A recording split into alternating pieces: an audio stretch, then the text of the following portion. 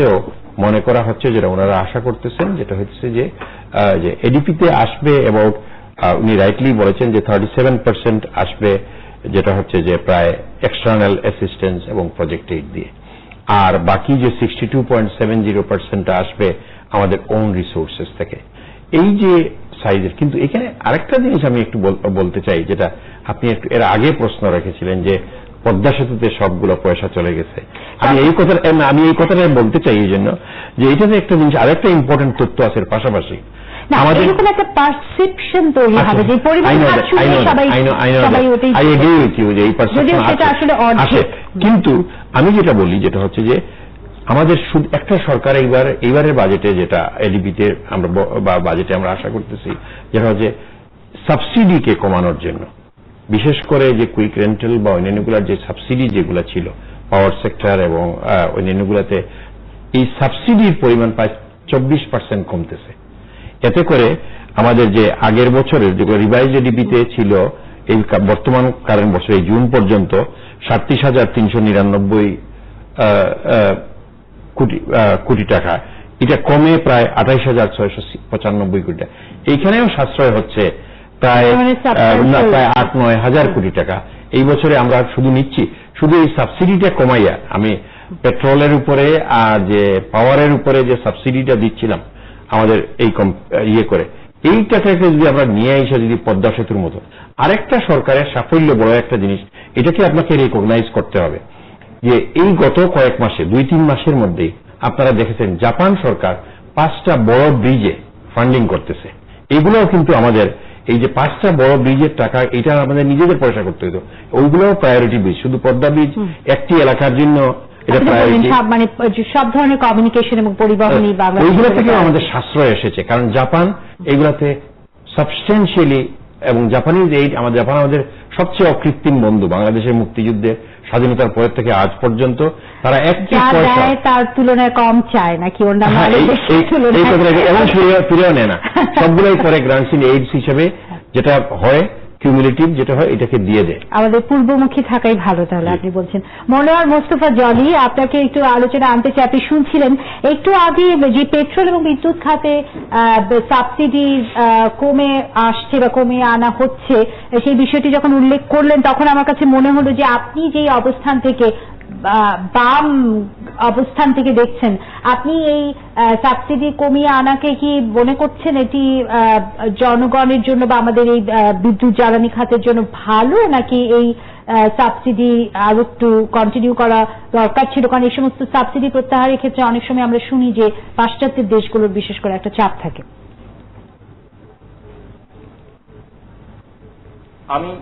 আমি এই আলোচনাটা একটু পরে করছি। এর আগে কয়েকটা প্রশ্ন উত্থাপিত হয়েছে, এটা সংক্ষেপে এটা আমাদের একটু কথা বলা দরকার। একটা হলো যে এডিপির যে সাইজটা নিয়ে প্রশ্ন উঠেছে, অনেক পত্রিকা লিখেছে সর্বোচ্চ বরাদ্দ, প্রত্যেক বছরই এটা সর্বোচ্চ বরাদ্দ হবে। এটা নতুন কিছু না, কারণ জিডিপি বাড়ছে, জনসংখ্যা বাড়ছে, আমাদের বিনিয়োগের পরিমাণ বাড়ছে, ওটা তো বাড়বেই। এটা আমাদের সম্পাদক সাহেব বলতে পারবেন যে বরাদ্দগুলোকে 17টা খাতে দেখানো হয়, 17টা খাতে দেখানো হয়, এটা একটু খেয়াল রাখতে হবে। এখন কোন খাত কোন বছর প্রায়োরিটি পাবে সেটা অনেকগুলো বিষয়ের উপর নির্ভর করে। এটা ভাবার কোনো কারণ নেই যে পদ্মা সেতু সব টাকা নিয়ে যাচ্ছে, এটা এমন কোনো আলোচনার বিষয় না। হ্যাঁ, ট্রান্সপোর্ট খাত একটু বেশি প্রায়োরিটি পাবে। অনেকে হয়তো বলতে পারেন যে না, শিক্ষা খাতটা প্রায়োরিটি পাওয়া উচিত ছিল, কেননা এই সরকারের শেষ দিকে শিক্ষানীতির বাস্তবায়নটা হওয়ার দরকার ছিল, প্রচুর ইনফ্রাস্ট্রাকচার ডেভেলপমেন্ট দরকার ছিল এডুকেশন খাত, সেটা হয়নি। এই প্রশ্ন অনেকে উত্থাপন করতে পারেন। সুতরাং এডিপি সাইজ নিয়ে প্রশ্ন না। খেয়াল করবেন, যখন মাননীয় পরিকল্পনা মন্ত্রী মহোদয় কথা বলছিলেন তখন উনি একটা কথা আপনারা একটু রিড করার চেষ্টা করেন। উনি বলছিলেন যদি বাস্তবায়িত হতো বা বাস্তবায়িত হয় তাহলে দারিদ্র্য বিমোচন আরো অনেক কিছু হবে। মূল কথাটা ওখানেই উনি বলে দিয়েছেন। তাহলে প্রশ্নটা হলে কেন এডিপির বাস্তবায়িত হয় না? টাকার সাইজটা বড় কথা না, আপনার টাকাটা ব্যয় করাটাও বড় কথা না। ঠিক টাকাটা ব্যয়ের ক্ষেত্রে একটা হাস্যকর চিত্রও আছে। প্রথম 6 মাসে দেখবেন, জুলাই থেকে ডিসেম্বর পর্যন্ত দেখবেন যে 30 থেকে 35% বাস্তবায়িত হয়, তারপরে 3 মাসে দেখবেন যে আর 20% হয়, আর শেষ 3 মাসে যে দেখবেন ধম করে লাভ দিয়ে সেটা 85 থেকে 90 চলে যায়। এবং উপজেলা পর্যায়ে জেলা পর্যায়ে আলাপ শুনবেন একেবারে জুন মাসের 30 তারিখে রাতের বেলায় কি পরিমাণ টাকা চেক লেখা হয়। তার মানে আমরা এডিপির বাস্তবায়নটাকে বেশিরভাগ ক্ষেত্রেই দেখি হচ্ছে টাকার ডিসবার্সমেন্টের জায়গা থেকে, হুইচ ইজ টোটালি একটা wrong concept. Quality of work is far more important than spending the money. এই জায়গাটাতে আমরা প্রশ্ন তুলছি না। আর কোয়ালিটি অফ ওয়ার্ক এইটা নির্ভর করে অনেকগুলো বিষয়ের উপরে। তার একটি বিষয় কেবলমাত্র ফাইন্যান্স মিনিস্টার সবসময় বাজেট বক্তৃতায় উত্থাপন করেন, সেটি হচ্ছে আমাদের এফিসিয়েন্সি চাই। সেটা একটা জিনিস, উনি তখন বলেন আমলাতন্ত্রের এফিসিয়েন্সির কথা, কিন্তু যে ফান্ডামেন্টাল পলিটিক্যাল উপাদানটা উনি বলেন না, তা হলো এখানে কোন রকমের কোনো পার্টিসিপেশন নেই। যে কথাটা ওনারা আগে একটু বলছিলেন, যদি লোকাল গভর্নমেন্ট ইনস্টিটিউশনগুলোকে আরো বেশি শক্তিশালী করা যেত, তাকে অনেক বেশি ক্ষমতা দেওয়া যেত, পিপুলের পার্টিসিপেশনটাকে এনশিওর করা যেত, তাহলে দুর্নীতি যেমন কমতো, ঠিক তেমনি ভাবে ঠিক সময় ওটা বাস্তবায়নের জায়গায়ও যাওয়া সম্ভব ছিল। এই these are the fundamental problems associated with ADP implementation. এই জায়গায় আমরা অনেকে প্রশ্ন তুলছি না, শুধু বলে রাখছি যে হ্যাঁ আমাদের এখানে খুব কঠিন কাজ, এটা বটম আপ প্ল্যানিং। আমার কাছে কিন্তু তা মনে হয় না। Structure is in place. আপনি খেয়াল করেন আমাদের ইউনিয়ন কাউন্সিল আছে, আমাদের উপজেলা আছে, আমাদের জেলা পরিষদেও একটা কাঠামো আছে, সেটাকে আরো স্ট্রেনথেন করা যায়। সুতরাং স্ট্রাকচার ঠিকই আছে, আপনি করবেন কিনা সেটা হচ্ছে আপনার প্রশ্ন। ঠিক এই জায়গায় হচ্ছে বাজেটের রাজনীতিটা।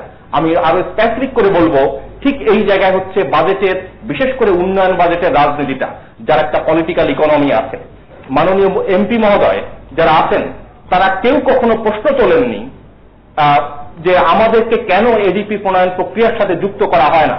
পার্লামেন্টে এডিপি নিয়ে খুব বেশি চুলচেরা কোনো বিশ্লেষণ কখনো হয় না। এরপরে আরো আলোচনার সুযোগ আছে। আমাকে একটা পয়েন্ট একটু ক্লারিফাই করতে দেন যে একনেট বা এনইসিতে এইগুলো নিয়ে আলোচনার সুযোগ আছে না? আর খুব বেশি সুযোগ নেই, কারণ ওখানে একেবারে এক্সক্লুসিভ একটা ডোমেইনে ওখানে আলাপ হবে। ওখানে সাধারণ মানুষ তো দূরের কথা, সাধারণ এমপিরাও সেখানে কোনো আলোচনার সুযোগ পাবেন না। সুতরাং এডিপি যা হয়ে গেছে গেছে। এখানে যেটা ঘটবে, যারা শক্তিশালী মন্ত্রী এবং এমপি যাদের যোগাযোগ আছে সরকারের সাথে, তারাই কেবল ওই রসদটা তার দিকে টেনে নিয়ে যেতে পারবেন। আর টোটাল এডিপির সমস্ত জায়গাটা যদি ক্রিটিক্যালি অ্যানালিসিস করেন, তাহলে দেখবেন যে ওখানে কিভাবে সম্পদটা এক ধরনের একটা রিজিওনাল ডিসপ্যারিটির জন্ম দেয়। এই রিজিওনাল ডিসপ্যারিটি দেখবেন যে কোন কোন রিজিয়ন হয়তো বেশি পাচ্ছে, কোন কোন রিজিয়ন কম পাচ্ছে। কমপ্লিটলি একটা আনডেমোক্রেটিক প্রসেসে এটা তৈরি হয় বলেই এই ধরনের রিজিওনাল ডিসপ্যারিটি তৈরি হয়। আমি আবারও বলছি যে আমাদের বাজেটের মূল জায়গাটা হচ্ছে সেই এডিপি। এডিপির ভিতরেই বাজেটের রাজনীতিটা পাবেন। এডিপির ভিতরেই সম্পদের পুল এবং হাউলিং এর কতগুলো দৃশ্য আপনি এখানে দেখতে পাবেন। সুতরাং যতক্ষণ পর্যন্ত আমরা এডিপি প্রণয়ন প্রক্রিয়াটাকে একটা ডেমোক্রেটিক প্রসেসের ভিতরে আনতে না পারছি, যতক্ষণ পর্যন্ত আপনি ডেমোক্রেটিক প্রসেসের কথা বলেছেন, আর তার সাথে বিশেষ করে বিদ্যুৎ এবং জ্বালানি খাত নিয়ে আপনার কোনো বক্তব্য ছিল? আমি আপনার সঙ্গে ওই পয়েন্টে আসছি লাস্টে, যে হ্যাঁ আমি একমত যে হ্যাঁ আমাদের অনেকগুলো বিশেষ করে জ্বালানির জায়গায় কুইক রেন্টাল নিয়ে যে প্রশ্নগুলো উঠেছে, সেখান থেকে আমরা যদি সাবসিডিটা কিছুটা তুলে নিতে পারি এবং আমাদের যে এক্সিস্টিং যে ফ্যাসিলিটিস গুলো আছে সেগুলোকে যদি আমি ইনভেস্টমেন্ট বাড়াতে পারি, তাহলে আমাদের লং টার্মে এই বিদ্যুৎ সংকটের পথে, সমাধানের পথে হয়তো এক ধাপ অগ্রসর হতে পারবো। সুতরাং সাবসিডি কাট করা একটা খুব গুরুত্বপূর্ণ বিষয়, কিন্তু খেয়াল রাখতে হবে আবারও সাবসিডি ঠিক কোন জায়গাটাতে কাট করছি। এখন আমাকে যদি জিজ্ঞেস করেন, তাহলে আমি বলবো যে হ্যাঁ এনার্জি সেক্টরে বিশেষ করে এই কুইক রেন্টালে যে সাবসিডি দেওয়া হচ্ছে, এই সাবসিডির অল্টারনেটিভ আমাদের এক্ষুনি খুঁজে বের করা দরকার। এই এডিপিতে তার যদি সামান্যতম ইন্ডিকেশন থাকে, তাহলে সেটা নিঃসন্দেহে এই গভর্নমেন্ট ধন্যবাদার্য। এইটুকু শুধু আমি বলবো। আপনাকে ধন্যবাদ মনোয়ার মোস্তফা জলি। এবং আপনি মোয়াজ্জেম হোসেন, আপনি কি মনে করছেন? বিকজ কুইক রেন্টাল, আবার সেই পদ্মা সেতুর মতো, সেটাও কিন্তু একটি মানে রাজনৈতিকভাবে লোডেড একটি বিষয় যাকে বলা হয়। কারণ বিদ্যুৎ খাতের বিদ্যুৎ সমস্যা সমাধান একটা প্রতিশ্রুতি ছিল এই সরকারের, এবং সেই জন্য তারা অনেক কাজও করেছেন। সেই দাবি নিয়ে তারা নির্বাচনকালীন সময়ে যাবেনও। কিন্তু এই এডিপিতে সেইখানে আপনি তার মানে কি নমুনা দেখতে পাচ্ছেন? কারণ এটিও একটি গুরুত্বপূর্ণ, মানে পরিবহনের পরেই বিদ্যুৎ খাতে গুরুত্ব দেওয়া হচ্ছে। আমার প্রথমত বিদ্যুৎ খাতে যে সাবসিডি দেওয়া হয়, এটাকে রাজস্ব বাজেট না উন্নয়ন বাজেট থেকে দেওয়া হয়? আমি যতটুকু জানি একটা সাবস্টিটিউশন অ্যামাউন্ট কিন্তু রাজস্ব খাত থেকে আসবে, বাজেট থেকে আসে, ডেভেলপমেন্ট বাজেট থেকে আসে না। সুতরাং to that extent resource saving করতেছেন আমরা রেভিনিউ বাজেটে এবং সেটা ডেভেলপমেন্ট বাজেটে। কুইক রেন্টাল প্ল্যান এটা is not the long viable solution, এটা একটা শর্টকাট সলিউশন ছিল, কারণ একটা সেটাকে উপস্থাপন করা সেভাবে কিন্তু একটা প্রবলেম কুইক রেন্টাল প্রবলেমটা ইদানিং গেছে, সেটা হচ্ছে অ্যাবিউজ। আপনি ক্যাপাসিটি ইউজ না করে ফুল ক্যাপাসিটি যা দিবেন, ফুল ক্যাপাসিটি টাকা নিয়ে যাবেন, আপনি ইউজ দেখাবেন, আপনার ক্যাপাসিটি নাই, এবং এখানে সাবসিডিটা অ্যাবিউজ হচ্ছে। I fully agree with him, subsidy must be targeted and targeted properly targeted so that the poor are not hurt, disadvantaged are not hurt, and the privileged do not get access to subsidies. I agree with him entirely on that point. কিন্তু সেটা কি করে সম্ভব যদি privilege আপনি যাদেরকে বলছেন তাদেরই তো অ্যাক্সেস আছে পুরো রাজনৈতিক that is where the politics lies, that is where political economy lies. After all, a budget is not a tactical exercise. Budget involves, it's a political, it involves several political decisions. আপনি অনেকগুলো অপশনসের ভিতরে choice করবেন এবং সেখানে reflection করবেন একটা গভর্নমেন্টের। Rhetorics is one thing, determination is other thing. তা আমি একটা কথা রেসপন্ড করতে চাই যে আমরা যে লিখছি এটা সর্বাধিকারের, এটা কিন্তু that point has also been rightly character out. এই গভর্নমেন্ট যখন পাওয়ার নিয়ে আরম্ভ করে ক্ষমতায় গিয়েছিলেন তখন 25,000 কোটি টাকার এই ডিবি ছিল, যা আমি দেখলাম। এটা প্রত্যেক বছরই বেড়েছে, তাহলে প্রত্যেক বছর এটা সর্বাধিক হয়েছে। ইনফ্যাক্ট আমার ধারণা বাজেটের সাইজটা আমি যেটা এখন ইনফ্লেশন অ্যাডজাস্টেড করে নিলে আপনার বাজেটের সাইজটা ইনফ্লেশন অ্যাডজাস্ট আপনাকে করতেই হবে, বিকজ আপনার রিয়েল টার্মসে দিতে হবে। কারণ আপনি গত বছর যে টাকা বিনিয়োগ করছেন এই বছর ওই টাকা বিনিয়োগ করলে আপনি ইনফ্লেশনটা অ্যাকাউন্টেড ফর করলেন না, আপনি ইনফ্লেশন অ্যাকাউন্ট ফরকে আপনি যেতে হবে। আমার প্রশ্ন আরেকটা, উনি যে ইস্যুটা তুলেছেন, বৈদেশিক সাহায্য পাইপলাইনে আছে এবং সেই পাইপলাইনের সাহায্যটা এই বছরে কিন্তু নতুন প্রজেক্টের সংখ্যা কিন্তু মাত্র 50টা। বেশিরভাগ প্রজেক্ট হচ্ছে অনগোয়িং প্রজেক্ট, এবং অনগোয়িং প্রজেক্টগুলি হচ্ছে আপনার একটা it's a burden in the sense আপনি যত বেশি অনগোয়িং রাখবেন এদের কস্ট স্কেলেশনটা দামটা বাড়তেই থাকবে প্রতি বছর। আমার মনে হয় এগুলি যত তাড়াতাড়ি আমার সময় মতো কমপ্লিশন করা, সেখানে ডেভেলপমেন্ট অ্যাডমিনিস্ট্রেশন এফিসিয়েন্সি আছে, গভর্নেন্স আছে, ইনস্টিটিউশনাল ইস্যু আছে, সেখানেও আরেকজন বলছেন লোকাল এমপিদের। কিন্তু একটা জিনিস ঠিক, এডিপি নিয়ে বাজেটের পার্লামেন্টে মানে NSC is the highest economic policy making body, এটা কনস্টিটিউশনালি অ্যাক্লেম, এবং এনএসসির বরাদ্দকৃত বাজেট পার্লামেন্টে এটা খুব হায়ার ফর হারা। পার্লামেন্টে দুইটা বিল হয় বাজেটে ডিসকাশনের বেলায়, একটা হচ্ছে অ্যাপ্রোপ্রিয়েশনস বিল আর একটা হচ্ছে ডিভান্সর গ্র্যান্টস। ডিভান্সর গ্র্যান্টসের ভিতরে এডিপি অ্যালোকেশনটা হয়তো কিছু যায়, অ্যাপ্রোপ্রিয়েশন বিলে কিছুটা, এবং সেখানে কিন্তু এডিপি নিয়ে না বেশিরভাগ কথাবার্তা উঠে স্ব এরিয়া পার্লামেন্টারিয়ানদের ডিমান্ড বা অন্যান্য নীতিমালা নিয়ে। সে ইস্যুটা আরেকটা ইস্যু হচ্ছে বাজেটের যে পরিমাণ আমরা বরাদ্দ রাখছি সেই পরিমাণ বরাদ্দ কি আমরা শেষ পর্যন্ত ব্যয় করতে পারছি কিনা, কোন ইমপ্লিমেন্টেশন শর্টফল আছে কিনা। আমি কিন্তু একটা পজিটিভ চিত্র এখানে পাচ্ছি। অন্য ডিসঅ্যাডভান্টেজ এই যে হার বরাদ্দের হারের সাথে আপনার রিভাইজ বাজেটের বরাদ্দের হারের সাথে শর্টফল প্রতি বছর কমে আসছে। আমি যতটুকু পর্যন্ত জানি এবার শর্টফল গত বছর ছিল অ্যাবাউট 94 না 95% রিভাইজ বাজেট ওয়াজ ইমপ্লিমেন্টেড।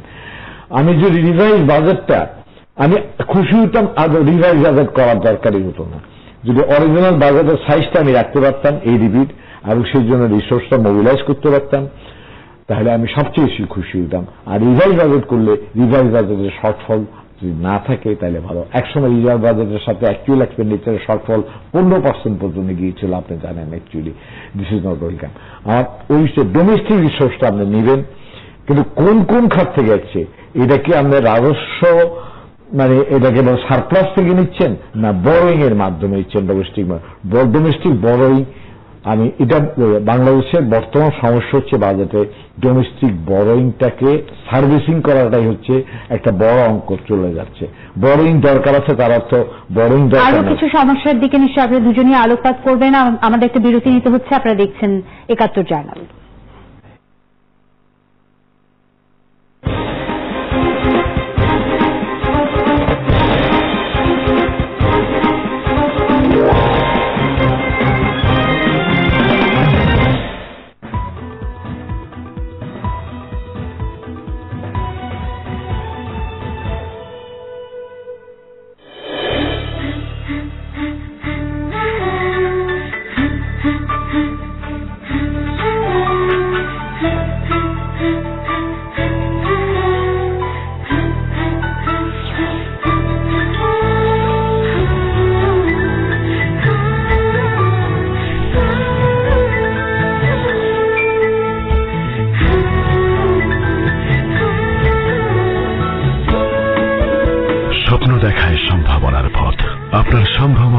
স্বপ্নের আবাসের জন্য বুড়িগঙ্গার ওপারে মহাসড়কের ঠিক পাশেই প্রকৃতির অনাবিল সবুজের মাঝে বসুন্ধরার একটি সফল প্রকল্প, বসুন্ধরা রিভারভিউ প্রকল্প।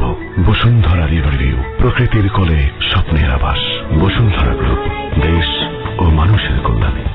কিরে বাবু, সব তোমার বাড়ি, বাট কোথায় পানি? পানি আরএফএল সাবমার্সিবল পাম্প আছে না, মরুর দেশে দেখছি এইখানেও। যে এলাকায় সাপ্লাইয়ের পানি নেই সেই এলাকার বাসাবাড়ির জন্য এই পাম্প। আরএফএল সাবমার্সিবল পাম্পের শক্তিশালী ইম্পেলার মাটির গভীর থেকে পানি তোলে, দূর করে পানির সমস্যা। RFL submersible pump.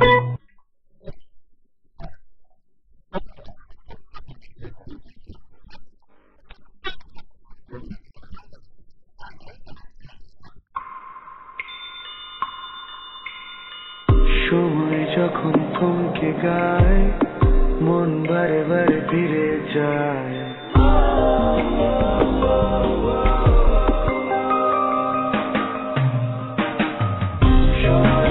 নারিকেলের পুষ্টি আর বেলি ফুলের সুগন্ধে ননস্টিকি প্যারাশুট বেলি ফুল লাইট, যা চুলকে করে আরো আকর্ষণীয়, আর আপনি থাকেন সবার নজরে।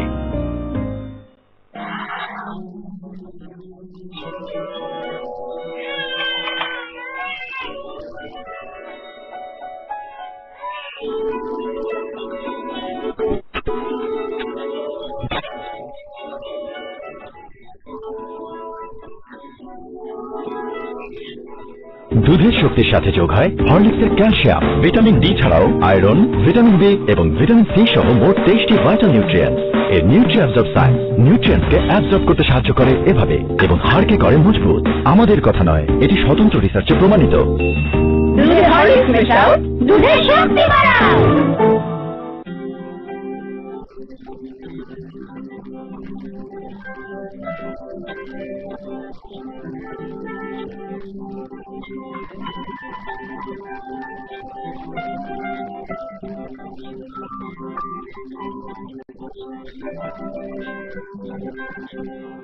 Food grade PET bottle with screwing cap. Water purified in 6 stages, ensuring absolute purity. The splashing of water, life depends upon it. Mum, crystal clear natural drinking water. You can depend upon it. Mum, it comes naturally.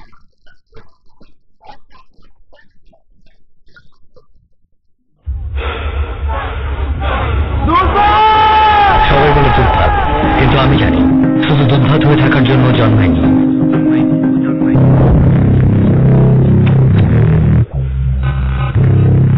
আমি দেখেছি ওকে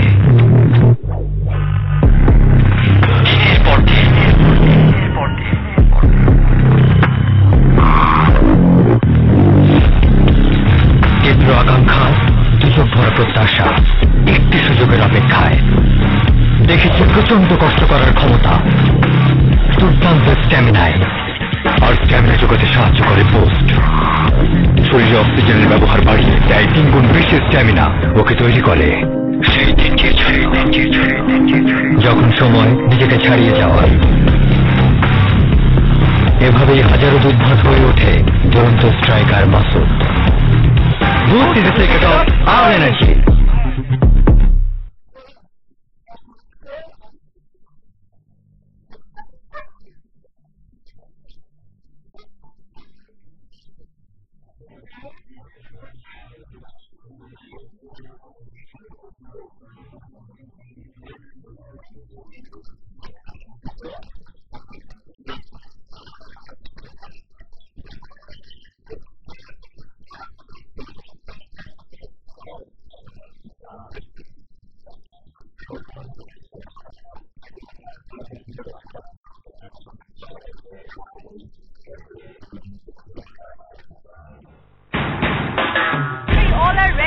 $2 লাখেরও বেশি প্রতিযোগী থেকে পেয়ে গেছি দেশ সেরা 72 জন স্পেলার। শুরু চ্যাম্পিয়ন হবার লড়াই।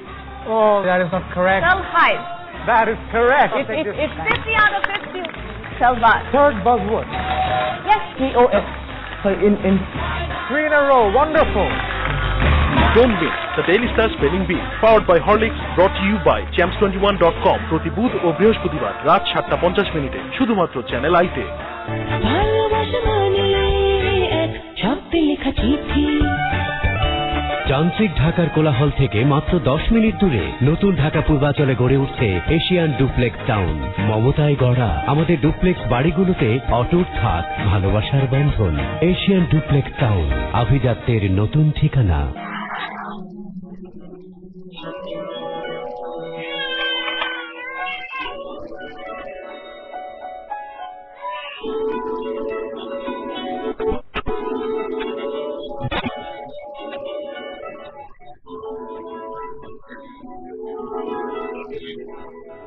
ভাই কয়টা টাকা বাঁচাইতে নিজের বৌমের জন্য কেউ খোলা তেল কিনে? খোলা না, প্যারাশুট কিনেন। এটা 100 ভাগ খাঁটি, বাছাই করা নারকেল থেকে মেশিনে। তাহলে বড় বোতলটাই দেন, কারণ পকেটের চেয়ে পরিবার আগে। প্যারাশুট নারকেল তেল বাংলাদেশের 1 নম্বর ব্র্যান্ড।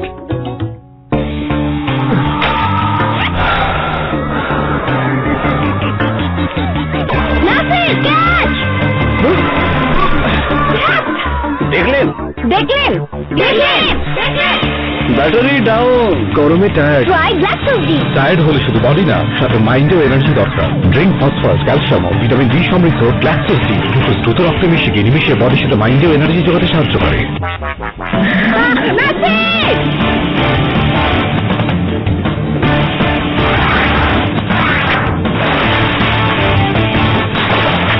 দেখলেন গ্ল্যাক্সোডি, নিমিশে এনার্জি শরীর ও মনে।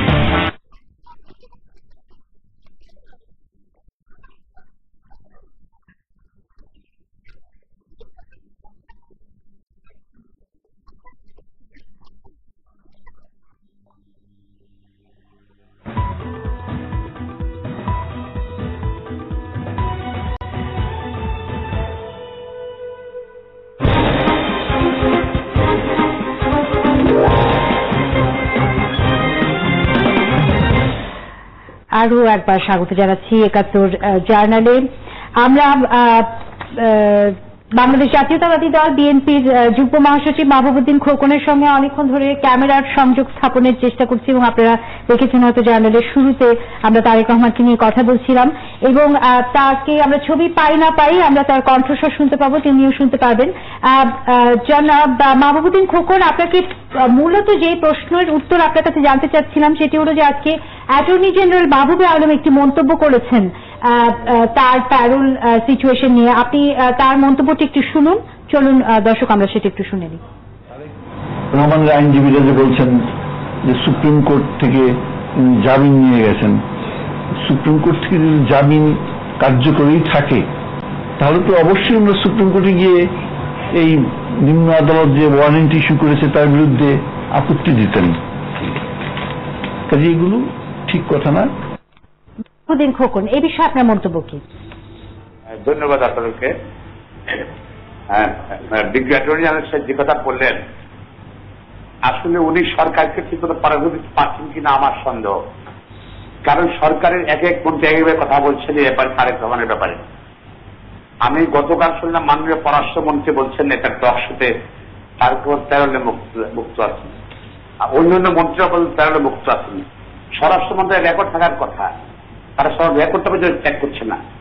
আর অ্যাটর্নি জেনারেল সাহেব জানার কথা যে তারেক রহমান 2008 সালে সুপ্রিম কোর্টের নির্দেশে সুপ্রিম কোর্ট মেডিকেল বোর্ডে একটা মেডিকেল বোর্ড হয়েছিল 1/11 সময়, তাকে রিমান্ডে নিয়ে টর্চার করা হয়েছে, ফ্র্যাকচার করা হয়েছে তার শরীরে, এবং মেডিকেল বোর্ডের সুপারিশ বিবেচনা করে সুপ্রিম কোর্টের আপিল ডিভিশন তাকে জামিন দিয়েছে এবং বিদেশি চিকিৎসার অনুমতি দিয়েছে।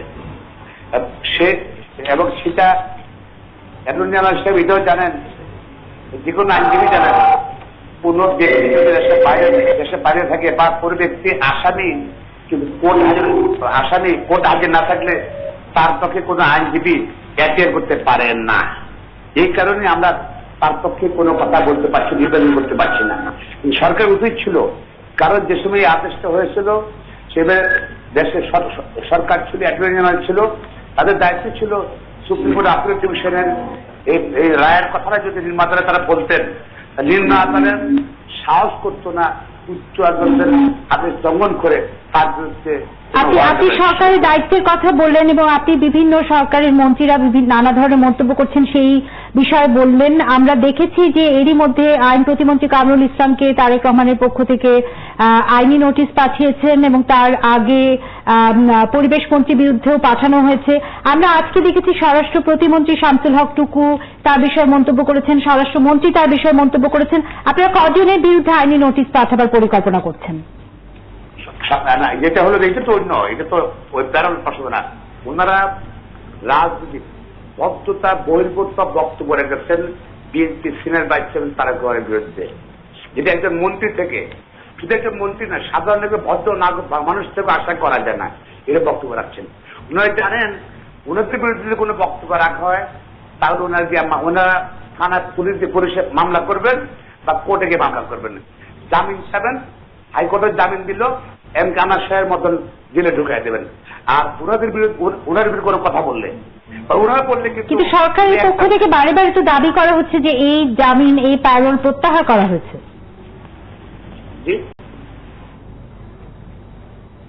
হ্যালো, এই প্যারোল প্রত্যাহার করার দাবি করেছে সরকার।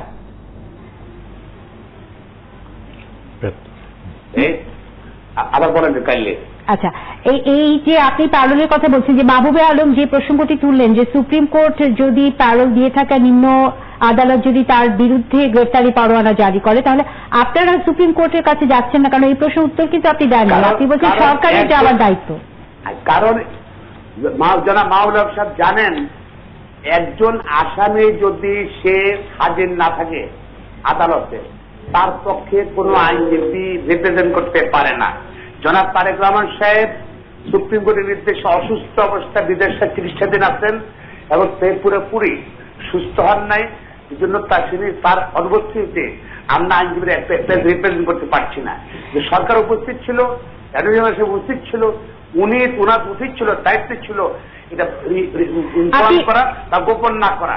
আপনি পুরোপুরি সুস্থ না হওয়ার কথা বলেছেন, আমরা তাকে অনুষ্ঠানে দেখা গেছে লন্ডনে, কিন্তু তিনি পুরোপুরি সুস্থ হননি। এবং সেই প্রসঙ্গে যে প্রশ্নটি আমার ছিল এবং অনেকেরই আছে যে আমরা শুনতে পাচ্ছি তারেক রহমান রাজনৈতিক আশ্রয়ে ব্রিটেনে আছেন, কিন্তু তিনি সুপ্রিম কোর্টের কাছে চিকিৎসার জন্য অনুমতি নিয়ে যুক্তরাজ্যে গেছে। আপনি কি একটু আমাদের দর্শকদের জন্য পরিষ্কার করবেন যে তারেক রহমান আসলে কোন ভিত্তিতে লন্ডনে আছেন, চিকিৎসার জন্য আছেন নাকি রাজনৈতিক আশ্রয় আছেন? আমি আবার স্পষ্ট করছি, আপনি স্পষ্ট করতে চাই আপনাদের মাধ্যমে। জনাব তারেক রহমান আইনজীবী ছিলেন, আমি জনাব তারেক রহমান সাহেব এই যে হাইকোর্টে 111 সঙ্গে তার বেশিরভাগ মামলায় অর্থাৎ প্রায় সব মামলায় আমি তাকে রিপ্রেজেন্ট করেছি। আমার সঙ্গে ব্যারিস্টার রফিকুল হক সাহেব ছিলেন, সাবেক অ্যাটর্নি জেনারেল, এবং আপিল ডিভিশনও ব্যারিস্টার রফিকুল আমার সঙ্গে ছিলেন। এবং আপিল ডিভিশনের রায়ের পরিপ্রেক্ষিতে মেডিকেল বোর্ড রিকমেন্ড করেছিল তারা যে তার সুস্থের জন্য, জীবন বাঁচানোর জন্য বিদেশ ট্রিটমেন্ট করা উচিত। ওই রিকমেন্ডের বেসিসে আমি আবার রিপিট করছি, ওই রিকমেন্ডের বেসিসে আপিল ডিভিশন তাকে জামিন দিয়েছে, চিকিৎসার অনুমতি দিয়েছে। জনাব তারেক রহমান লন্ডনে বৈধভাবে আছেন, উনি যে চিকিৎসারত আছেন সেই কাগজপত্র দিয়ে British home ministry immigration department তাকে থাকার অনুমতি দিয়েছে।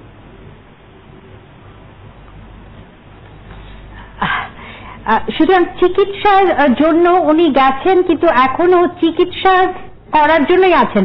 রাজনৈতিক আশ্রয়ের কথাটা কি তাহলে ঠিক? উনি কি রাজনৈতিক আশ্রয় আছেন যুক্তরাষ্ট্রে? যারা বলেছেন তাদেরকে জিজ্ঞাসা করেন দয়া করে। আমার কাছে রেকর্ড ডকুমেন্ট আছে বা রেকর্ড আছে, ওনার সঙ্গে আমার বিদেশে দেখা হয়, সেখানে আমি ওনাকে এখন অসুস্থ দেখছি এবং ওনার নর্মাল সাপোর্ট তার ওরে মুভ করতে পারেন না। আপনি বলছেন এখনো তারেক রহমান অসুস্থ, তাহলে শামসুজ্জামান দুদু একাধিক বার সংবাদ মাধ্যমের সামনে বলেছেন যে senior vice chairman Tarek Rahman অতি শিগগিরই দেশে আসছেন এবং তিনি আইনিভাবে মোকাবেলা করবেন তার বিরুদ্ধে যে সমস্ত অভিযোগ, এবং তিনি সক্রিয় রাজনীতিতে অংশগ্রহণ করবেন। তার শারীরিক অবস্থার পরিপ্রেক্ষিতে শামসুজ্জামান দুদুর এই দাবি, আপনার কি মতামত সে বিষয়ে? তারেক রহমানের আসিয়া, তারেক রহমান বাংলাদেশের জনপ্রিয়তার কারণ জনপ্রিয় ব্যক্তিত্ব, দলের নেতারা কর্মীরা আশা করে তারেক রহমান দেশে আসবেন, দেশের রাজনীতির সঙ্গে সম্পৃক্ত হবেন ওই আশাবাদ থেকে বলেছেন। আমার জানা মতো জনাব তারেক রহমান সুস্থ হলেই উনি সিদ্ধান্ত নেবেন উনি কখন বাংলাদেশ আসবেন। তিনি সুস্থ হওয়ার পর ঠিক হবে তিনি কখন বাংলাদেশে আসবেন। সর্বশেষ আপনার কাছে জানতে চাই, আপনার ক্যামেরার সংযোগ ছাড়াও আপনি এতক্ষণ আমাদের সঙ্গে কথা বললেন, ধন্যবাদ জানিয়ে। সেটি হলো যে তারেক রহমানের এই গ্রেফতারি পরোয়ানার বিরুদ্ধে বিএনপি হরতাল করছেন একাধিকবার, আজকেও বিভিন্ন জায়গায় হরতাল হয়েছে, আগামীকাল হরতাল হয়েছে। এই হরতাল সহিংস হবে না বলে আবার শামসুজ্জামান দুদু বলেছেন এবং মিটিং মিছিল না করার জন্য বলা হয়েছে, অনেকে বলা হয়েছে, কিন্তু আমরা আজকে প্রচুর সহিংসতার খবর পেয়েছি, ছবি দেখাচ্ছি। আপনি কি বলছেন যে এই হরতাল, আগামীকালের হরতালের জন্য বিএনপি কতখানি সহিংসতা জন্য প্রস্তুত, সেই বিষয়ে অনেকে আশঙ্কা করছেন যে এটি একটি সহিংস হরতাল হতে যাচ্ছে? প্রথমত তারেক রহমানের বিরুদ্ধে যে একটা গ্রেফতারি পরোয়ানা জারি করা হয়েছে, ইন্টারপোলের কথা বলা হয়েছে। আপনি জনাব তারেক রহমান 20শে মে লন্ডনে একটা সভায় উনি উপস্থিত ছিলেন। তার পরিপ্রেক্ষিতে দেশের সরকারের মন্ত্রীরা বিভিন্ন রকম বক্তব্য রাখছিলেন এবং একজন মন্ত্রী বলেছিলেন না তারেক রহমানকে ইন্টারপোলের মাধ্যমে বাংলাদেশে নিয়ে আসা হবে। যেই উনি বলেছেন সঙ্গে সঙ্গে দুর্যোগের পক্ষ থেকে নিম্ন আদালতে দরখাস্ত দেওয়া হয়েছে। তারপর মুহূর্তেই যেদিন দরখাস্ত দিয়েছেন সেদিন আদেশ হয়ে গেছে। আবার দুর্যোগ আবার বাংলাদেশে প্রমাণ করলো দুর্যোগ দুর্নীতি দমন কমিশন সরকারের নিয়ন্ত্রণে। আজকে দেশের যে অবস্থা, আপনার স্বাধীন বিচারের ব্যবস্থা নাই, স্বাধীন দুর্নীতি দমন কমিশন নাই এবং সরকার জোর করে অবৈধভাবে গণতন্ত্রকে, মানুষের সভা সমাবেশের অধিকার নাই, সংবিধান লঙ্ঘন করে ক্ষমতায় থাকতে চাচ্ছে এবং সরকারের এই যে এই চিন্তা চেতনা পুনরায় বাংলাদেশে বাস্তবায়ন। মাহবুবুদ্দিন খোকন, আপনাকে অনেক ধন্যবাদ আমাদের সঙ্গে যোগ দেওয়ার জন্য। এবং মাহবুবে আলম সুপ্রিম কোর্টের কাছে যাওয়ার যে প্রস্তাবনা রেখেছেন তার সেই প্রশ্নের উত্তর সরাসরি পাইনি যদিও, কিন্তু এতক্ষণ আমাদের সঙ্গে থাকার জন্য আপনাকে অনেক ধন্যবাদ জানাচ্ছি মাহবুবুদ্দিন খোকন। এবং আমাদের একটু বিরতি নিতে হচ্ছে, আপনারা দেখছেন একাত্তর।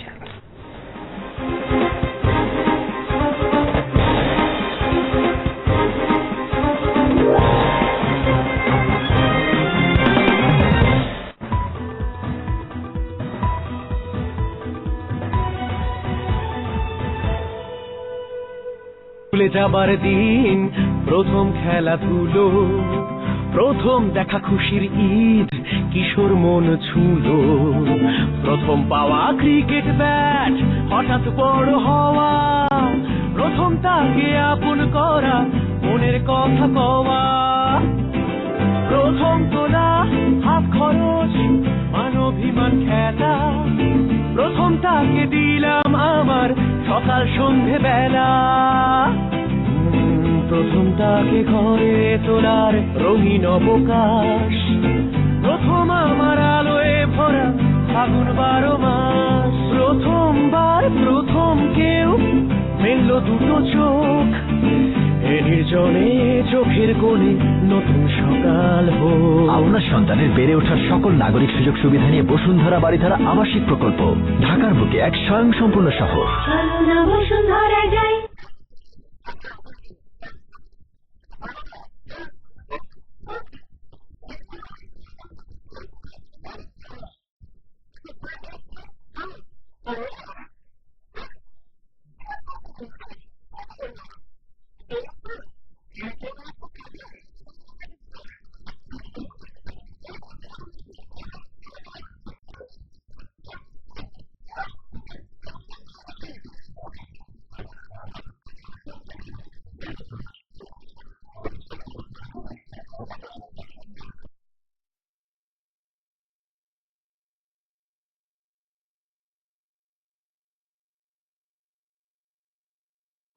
শুরু চ্যাম্পিয়ন হবার লড়াই। Oh, that is not correct. Tell high. That is correct. It's 50 out of 50. Tell buzz. Third buzzword. Yes, BOS. So in 3 in a row. Wonderful.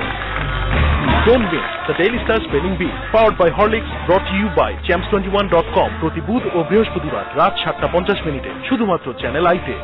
কিরে বাবু সব এত বড় বাড়ি বাট কোথায় পানি পানি আরএফএল সাবমার্সিবল পাম্প আছে না মরুর দেশে দেখছি এইখানেও যে এলাকায় সাপ্লাইয়ের পানি নেই সেই এলাকার বাসাবাড়ির জন্য এই পাম্প আরএফএল সাবমার্সিবল পাম্পের শক্তিশালী ইম্পেলার মাটির গভীর থেকে পানি তোলে দূর করে পানির সমস্যা RFL submersible pump Food grade PET bottle with screwing cap. Water purified in 6 stages, ensuring absolute purity. The splashing of water. Life depends upon it. Mum, crystal clear natural drinking water. You can depend upon it. Mum, it comes naturally. লক্ষ দর্শককে উত্তেজনার সাগরে ভাসিয়ে Ronaldo ছুটে চলেছেন, এইবার তো গোলরক্ষককে কাটিয়েছেন, কিন্তু একই তিনি ফ্রিজ হয়ে গেলেন কেন? ভাই আপনি কোথায়? গোলকিপারের কাটায় বসে আছি তো, আপনার জন্য গোলে শট নিতে পারতেছি না। রোনাল্ডো ভাই যা 2 মিনিট ওয়েট করেন ভাই।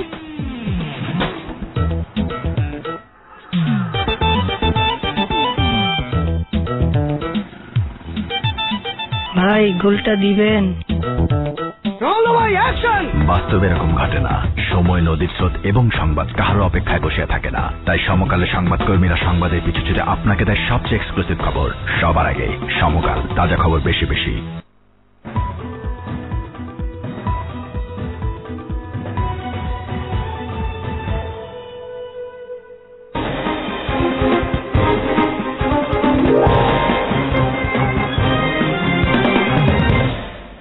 একাত্তর জানুয়ারির একদম শেষ অংশে পৌঁছে গেছি। খুব সংক্ষেপে মোস্তফা মনোয়ার জলির কাছে আরো একবার শুনে নিব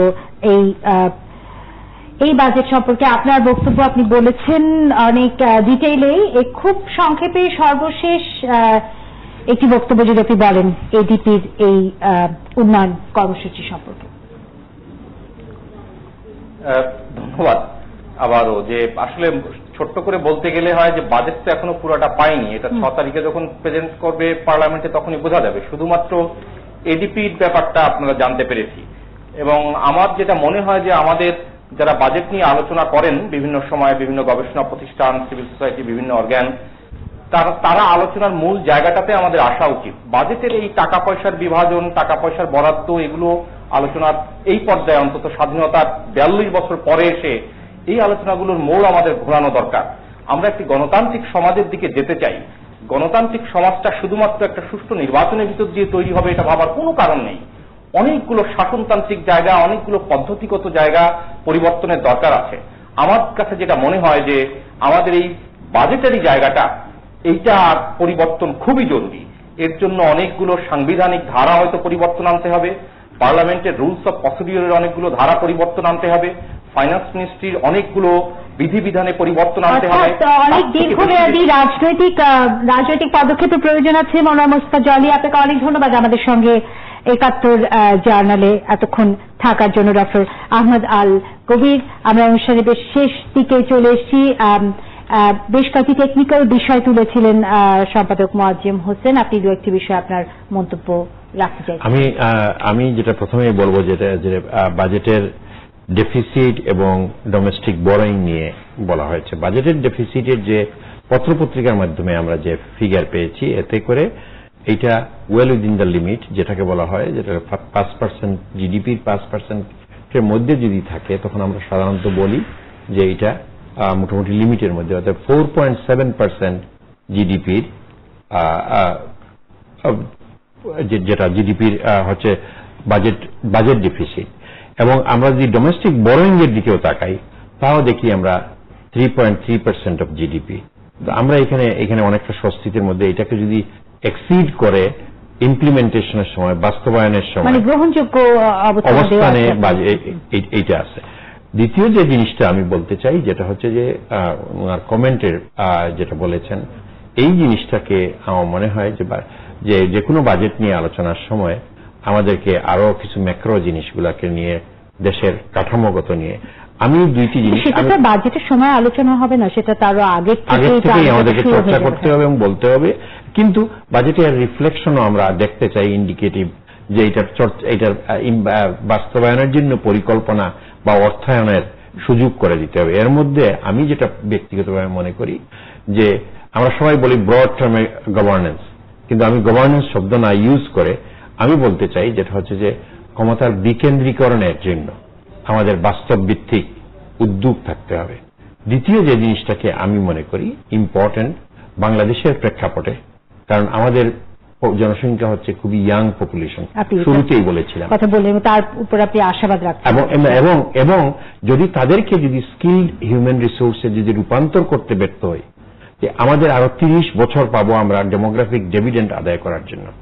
কারণ এই যে আমাদের 14 বছরের নিচে যে 34% মানুষ আছে, এরা কিন্তু 1/3 অফ দ্য পিপল। সেক্ষেত্রে যে শিক্ষা খাতে 4% বাড়ানো হয়েছে, আপনি কি মনে করেন এটি যথেষ্ট? শিক্ষা শুধু না, আমি মনে করি প্রত্যেকটি মন্ত্রণালয়, আমাদের সামরিক বাহিনীর বাজেটেও থাকা উচিত, যেটা হচ্ছে যে একটা বড় অংশ থাকা উচিত মানব সম্পদ উন্নয়নের, শুধু ওই যে skill based human resource. I am not talking the parade, আমি বলতেছি যেটা হচ্ছে প্লাম্বার, ইলেকট্রিশিয়ান, নার্স, মিডওয়াইফ, এই জাতীয় technique, computer technologist, software technologist, এদেরকে তৈরি করার জন্য। এটা বিশ্বব্যাপী। শুধু এই মুহূর্তে যদি আপনারা একটা কেয়ার গিভার, ওল্ড পিপুল এবং ওল্ড ফ্যামিলিজ বা অনেক মানে ডিটেইলে কাজ করার সুযোগ আছে, এবং এই যে মানব সম্পদ উন্নয়নের জন্য যদি আলাদা বরাদ্দ রাখা হয়, আমি সবচেয়ে খুশি হই। মানে আমি যদি এই বাজেটের মধ্যে সরকারের আরেকটা বড় জিনিস যেটা করেছে এই সরকার কৃতিত্ব নেওয়ার জন্য গত 4 বছরে, যে সেফটি নেট তৈরি করেছে, যেটা 25% মানুষের জন্য, এইটাকে যদি আরো ব্রড বেসড করা হয়, আমাদের 27% মানুষ যে দারিদ্র্য সীমার নিচে, এদেরকে আইডেন্টিফাই করে এদের মধ্যে যদি আমাদের সেফটি নেটকে বিস্তারটা এবং ইফেক্টিভ ইমপ্লিমেন্টেশন আমরা এটাকে করতে পারি, আধুনিক প্রযুক্তি নির্ভর, এই দুটো মিলে নিয়ে আমরা একটা নতুন অবস্থানে চলে যাব। আমরা ঢাকার বাইরের কতগুলো পত্রিকা দেখে নিই চট করে, কারণ সারা দেশ নিয়ে কথা হচ্ছে। দৈনিক করতোয়া, বগুড়ার পত্রিকা, আগামী সপ্তাহে গ্যাস যাচ্ছে বাসা বাড়িতে, আওয়ামী লীগের উন্নয়নে বিএনপির অশান্তি শুরু হয়েছে, উন্নয়ন রাজনীতিরই অংশ প্রধানমন্ত্রী বলেছেন, এবং রাজধানীতে আগুন ভাঙচুর, মন্ত্রীর বাড়িতে ককটেল। সিলেটের সবুজ সিলেট, প্রয়োজনে বিজিবি মোতায়েন, সিলেটের নির্বাচন কমিশনার আবু হাফিজ কথা বলেছেন। একটি নিরাপদ নির্বাচন, সহিংসতা ছাড়া নির্বাচনের দিকে সবাই তাকিয়ে আছেন। দীপুমণির বাসার সামনে বিস্ফোরণ, এবং সিলেটের যারা যারা নির্বাচনে অংশ নিচ্ছেন তাদের প্রত্যেকের বিষয়ে আলাদা আলাদা করে।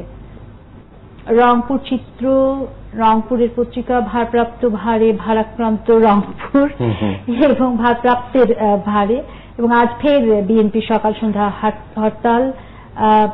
ম্যাচ ফিক্সিং কেলেঙ্কারিতে এবার জড়িয়ে গেল বাংলাদেশের সাবেক অধিনায়ক, আজীবন নির্বাসন হতে পারে আশরাফুলের। এডিপির ৭৩,৯৮৪ কোটি টাকার অনুমোদন, পদ্মা সেতুতে সর্বোচ্চ বরাদ্দ। রাজশাহী পত্রিকা, সানশাইন, হাড্ডাহাড্ডি লড়াইয়ের আভাস লিটন, সেখানে রাশিক নির্বাচনে এবং প্রার্থীদের নানা প্রচারণার খবর আছে পুরো পত্রিকা জুড়ে। বিস্ফোরক মামলায় কাউন্সিলর প্রার্থী আল মামুন গ্রেফতার। মোটামুটি ভাবে জাতীয় খবরগুলো অন্যদিকে, শুধু কেউ অগণতান্ত্রিক ভাবে ক্ষমতায় আসতে পারবেন না, প্রধানমন্ত্রী যে মন্তব্য সেটি এক কোণায় আছে। কক্সবাজারের পত্রিকা, কক্সবাজার, জেলার উন্নয়নে বিশেষ বরাদ্দের দাবি, যে জেলার কথাটি উঠছিল এখানে, এবং কক্সবাজার চেম্বার অফ কমার্সের বাজেট প্রস্তাবনা তারা পেশ করেছেন। উখিয়ার মনাখালী খালের ভাঙন তীব্র, খালেদা জিয়া সোজা পথে এসেছেন প্রধানমন্ত্রী বক্তব্য নিয়ে নানা ধরনের ভাষা নানা পত্রিকায় আমরা লক্ষ্য করেছি।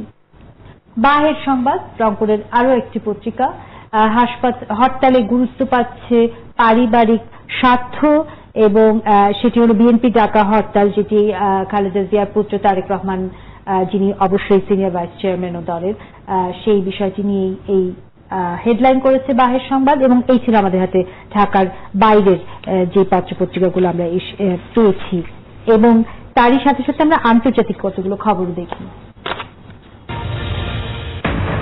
Division and anger over arming Syrian rebels after EU talks bring a compromise on the weapons ban. Amid the talks, we have a new report to show you on what it is like inside Syria. A BBC team investigates a government assault on 2 towns, which opposition activists say is one of the worst massacres of the conflict. Also on the programme, the huge public outcry in China about how a baby came to be stuck in a sewage pipe. We have the latest on a remarkable tale of survival. And why are trees being cut down in the US to be burned in Europe? We report on environmental concerns about a transatlantic trade.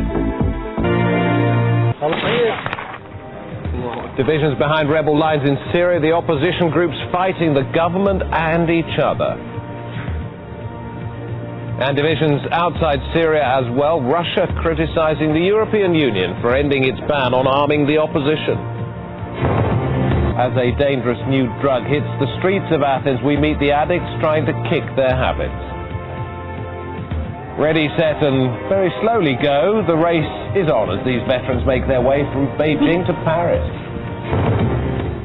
এবং এই সাথে আমাদের 71 জানুয়ারির সময় একেবারেই শেষ। মজ্জেম হোসেন, আপনার কাছে সর্বশেষ মন্তব্য জানতে চাচ্ছি। যে আমি মন্তব্য করা, আমি এটা আশা করব যে জিপিটা বাস্তবায়নের ক্ষেত্রে সরকার মানে এরা বাস্তবায়নের ক্ষেত্রে মাঝখানে একটা মিড টার্ম পয়েন্টে ইলেকশন হবে, ইলেকট্রাল রেজাল্ট নিয়ে যাবো না। বাস্তবায়নের ক্ষেত্রে আমার মনে হয় প্রথম থেকেই গতিশীলতা সৃষ্টি করা দরকার, মোমেন্টামটা দরকার।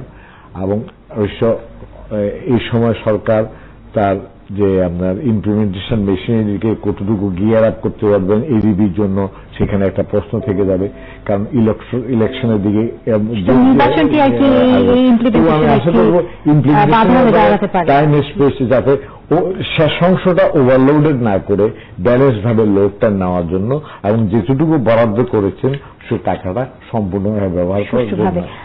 আরেকটা বিষয় বলে রাখি, রাজস্ব আরোহণের ক্ষেত্রে সরকারের আমার মনে হয় বিশেষ প্রয়াস থাকা উচিত যাতে ট্যাক্স নেটওয়ার্ক বের করা হয়। বাংলাদেশের ট্যাক্স জিডিপি রেশিও সবচেয়ে লোয়েস্ট। ডক্টর আহমেদ আল কবির, আমি বলবো যে আমি চাইবো, আমার প্রত্যাশা হবে মানব সম্পদ উন্নয়নে আরো বরাদ্দ বাড়াতে হবে, চিন্তা করতে হবে নতুন নতুন। আর দ্বিতীয় যে জিনিসটা হলো যে সেফটি নেট তৈরি করার জন্য, যে সেফটি নেট যেটা তার মধ্যে আরো বেশি মানুষকে আরো মানুষকে সম্পৃক্ত করার জন্য আমাদের, আর যুব সমাজকে যদি আমরা কাজে লাগাতে পারি, এই দেশকে কেউ ঠেকিয়ে থাকতে পারবে না। আর একটা ছোট্ট কমেন্ট করি, আমি ব্যক্তিগতভাবে মনে করি না হরতাল বা নিয়মতান্ত্রিক আন্দোলন কোনো ক্ষতি করে। যদি যখন ভাঙচুর, যে দেশদ্রোহিতামূলক কার্যক্রম, যেগুলা রেল লাইনে আগুন দেওয়া, মানুষের ঘর বাড়ি পুড়িয়ে দেওয়া, গাড়িগুলো পুড়িয়ে দেওয়া, এসব কার্যক্রম আমাদের জন্য বড় ক্ষতি ডেকে আনতে পারে। এবং এইগুলোর থেকে সকল দলমত নির্বিশেষে সবাইকে এটাকে প্রতিহত করার জন্য ডক্টর আহমেদ আল কবির, মজ্জেম হোসেন, আপনাদের দুজনকে অনেক ধন্যবাদ জানিয়ে, এবং দর্শক এতক্ষণ আপনারা যারা আমাদের সঙ্গে ছিলেন 71 জার্নালে, আপনাদেরকে ধন্যবাদ জানিয়ে আর আগামীকাল একই সময় 71 জার্নাল দেখার আমন্ত্রণ জানিয়ে এখনকার মতো বিদায় চাইছি।